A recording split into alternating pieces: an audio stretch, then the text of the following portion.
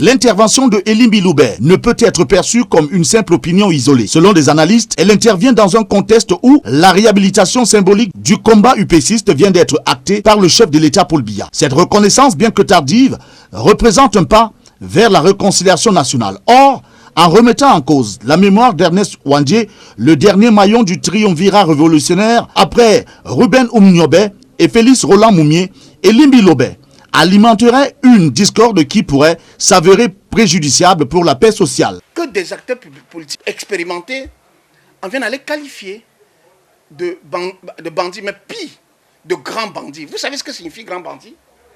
Dans l'acception philosophique et légistique camerounaise, un grand bandit, c'est quelqu'un qui est considéré comme étant un ennemi public. Profaner la mémoire d'un martyr national, c'est raviver des blessures profondes et risquer de diviser une nation encore marquée par les séquelles de son histoire coloniale et postcoloniale. Ce n'est pas la première, ce n'est même pas la seule. Face à ces propos incendiaires, une question demeure.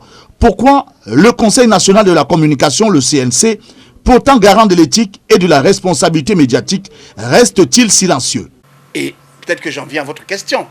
Sans que l'instance publique administrative dite indépendante, qu'est le Conseil national de la communication, ne fasse même pas seulement un rappel à l'ordre, à défaut d'instruire une procédure en bonne et due forme.